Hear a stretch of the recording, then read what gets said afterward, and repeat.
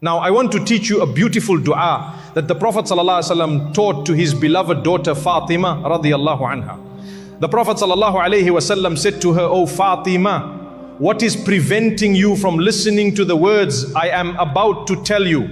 And then he said, "Ya Hayyu Ya Qayyum bi rahmatika astaghithu aslih li sha'ni kullahu وَلَا تَكِلْنِي إِلَى نَفْسِي طَرْفَةَ عَيْنٍ." O ever living, O sustainer of all things, I seek assistance through your mercy. Perfect for me all of my affairs and do not leave me to myself, even for the blink of an eye. He told her to say it once in the morning and once in the evening, like spiritual medicine. Just like how some people must take their medication twice a day to avoid pain, this dua is your spiritual prescription. But it wasn't just for routine. Whenever the Prophet ﷺ faced calamity, he would say this dua. So say it when the doors are closed, say it when you feel lost, say it when you feel afraid, and more importantly, understand what you're asking from Allah.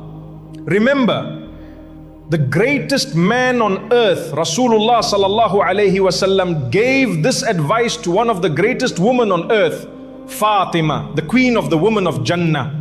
If they needed this dua, then how much more do you and I need it? May Allah allow us to understand it, to feel it, and to say it sincerely at the right times. Ameen. My brothers and sisters in Islam, sometimes the most powerful dua you can ever make is the one that begins with Allah's names. You know why? Because it's the best way to approach your Lord. To begin your request by praising Him first.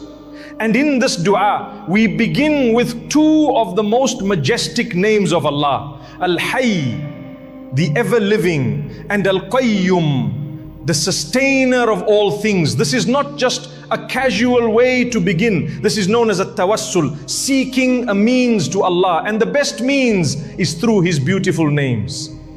Look at how the Quran begins. Alhamdulillahi Rabbil Alameen. All praise is due to Allah, Lord of the worlds. It doesn't start with guide us. It starts by glorifying Him. 5 names of Allah appear before a single request is made. That is the etiquette of dua. And this particular dua, it follows the same powerful pattern. But I want to take you deeper.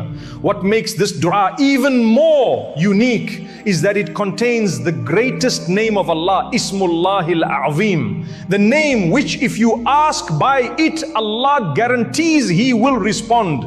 The Prophet ﷺ said that this greatest name is found in 3 different surahs in the Quran. And if you look closely, you'll see 2 names appear repeatedly.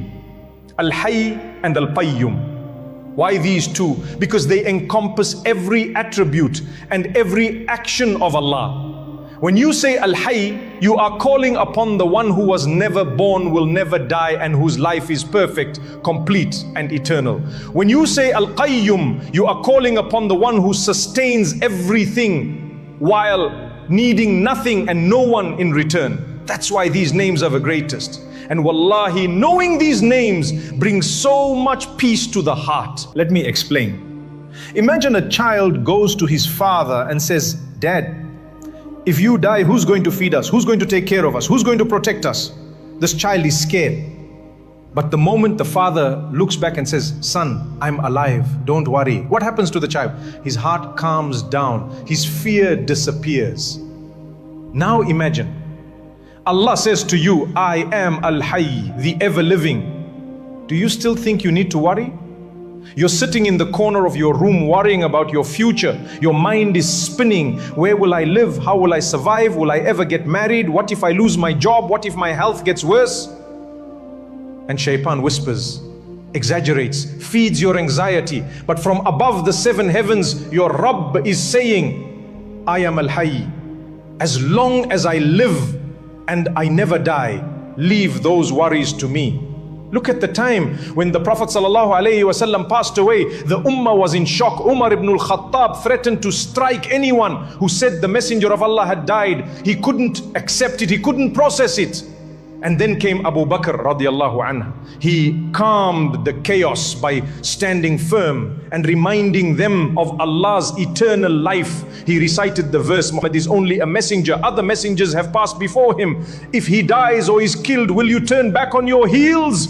And he said gravely, whoever used to worship Muhammad, then know that Muhammad has died. But whoever worships Allah, Allah is Al-Hayy. He never dies. Do you see what that name did? It restored peace to an entire society. This is the power of knowing Allah as Al-Hayy. It puts strength in your heart when the world is falling apart around you. And then Allah commands, وَتَوَكَّلْ عَلَى الْحَيِّ الَّذِي لَا يَمُوتُ, and rely upon the ever-living who does not die. Why do we rely upon Allah? Because everything else dies. Everything else fades, perishes, vanishes. People, money, jobs, leaders, they all come and go. But if you rely on Allah, you are relying on the one who never dies. That's a foundation that never crumbles. And look at human life. We say we're alive, but our lives are so weak and incomplete. There was a time we didn't even exist. Then we are born, we get sick, we sleep, we forget, we sin. That's not a perfect life. But Allah, He is Al-Hayy. His life has no beginning and no end. He never sleeps, never forgets, never gets tired, never dies. Al-Awwal, the first, Al-Akhir, the last. No one came before him. No one will remain after him. Can you see now how much strength this gives the believer? Other people worship idols, cows, animals, ancestors, statues, dead things that don't speak, don't hear, and don't answer. But you call upon Al-Hayy, the one who listens to every whisper in your heart, the one who responds when you raise your hands. Even the prophets would call to Allah using his name Al-Hayy. Look at Ibrahim alayhi salam. He told his people, do these idols even hear you? Do they respond? Do they benefit you? Of course not, because they are dead. But Allah, He is Al-Hayy. He gives life in ways you could never imagine. And He will open doors even when you think all the doors are shut. So don't lose hope. There was once a man among Bani Israel who was killed intentionally, murdered. But no one knew who the killer was. The people were confused. They didn't know how to solve the case. So Allah, in His infinite wisdom, gave them a command. He told them, slaughter a cow, take a piece of it, a limb, and strike it on the dead man. And when they did that, by the permission of Allah, the dead man came back to life. And He pointed out the one who killed him, and then he died again. This story is mentioned in the Quran. Why? To show you and me that Allah can give life however He wants, whenever He wants, to whomever He wants. But the greatest life Allah will ever give you, my brothers and sisters, is not just physical life, it's life upon Iman and Islam. That's the greatest form of life you can ever receive. Allah says in the Quran about the disbeliever, he was dead. Meaning what? Not physically dead, but dead because of his disbelief. Then Allah says, we gave him life. This life is the life of Islam. And then what?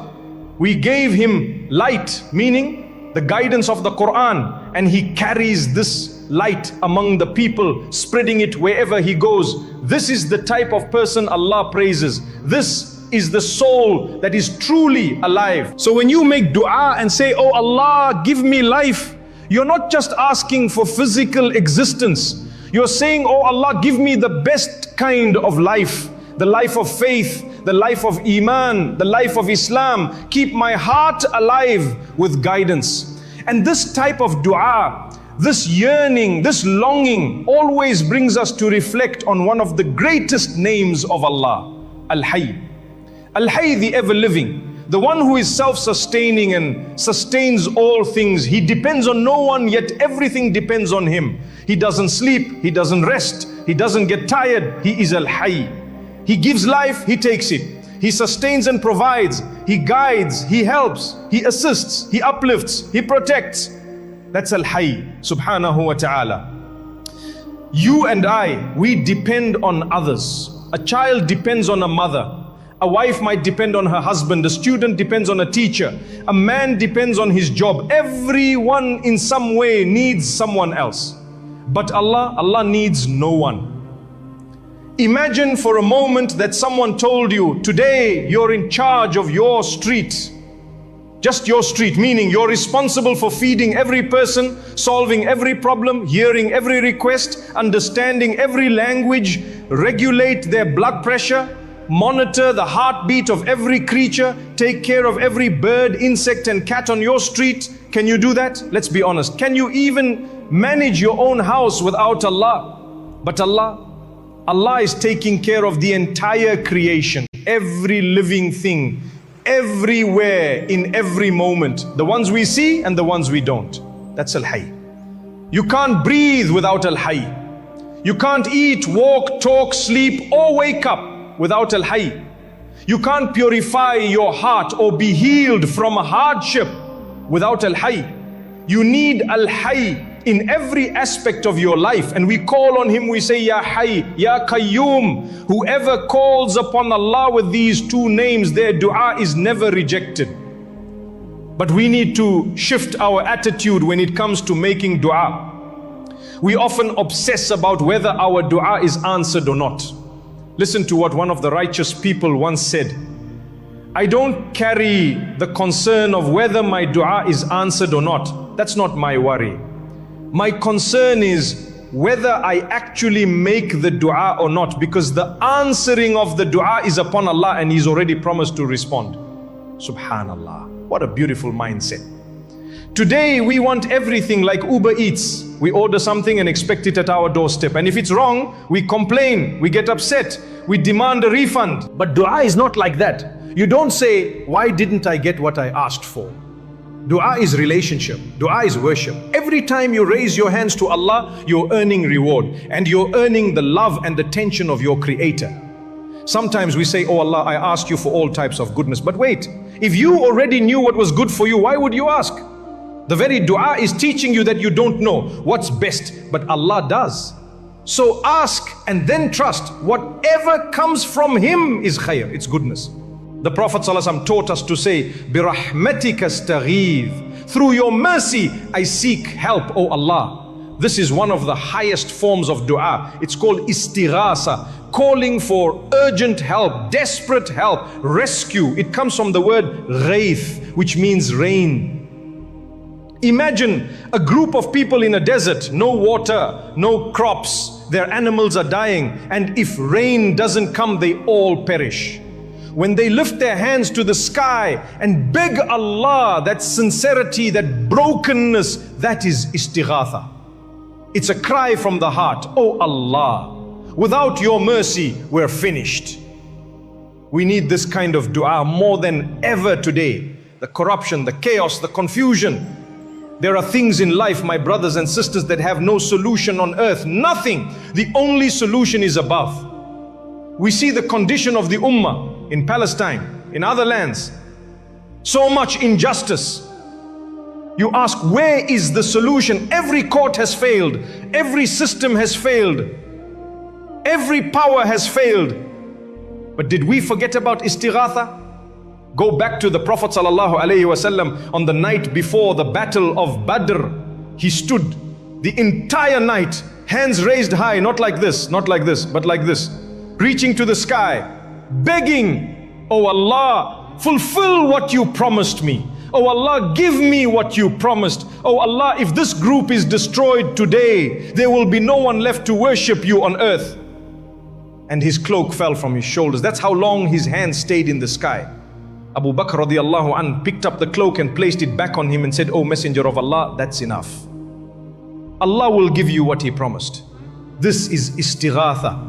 This is how doors open, doors you never thought were possible, and it begins with dua. Don't ever lose hope, because with Allah, even the impossible is possible. When the Prophet ﷺ was calling out to Allah before the battle of Badr, desperate hands raised for divine aid, what was the response from our Lord? Allah said in the Quran, when you sought help from your Lord, He responded, I will reinforce you with 1,000 angels following one another. Amazed, subhanallah. This was not just a historical moment, it was a message to every one of us. When there is no earthly solution, divine support is already on its way. The Prophet ﷺ had no backup, no cavalry, no abundance of weapons. They were outnumbered, under-equipped and vulnerable. But they had Allah, and that was enough. You see, sometimes we're in situations where everything seems shut, no doors, no windows, not even a crack of light. And that's where many give up. But the believer raises his hands in the dark and calls out to the one who never sleeps. And when that happens, the help of Allah is nearer than you think.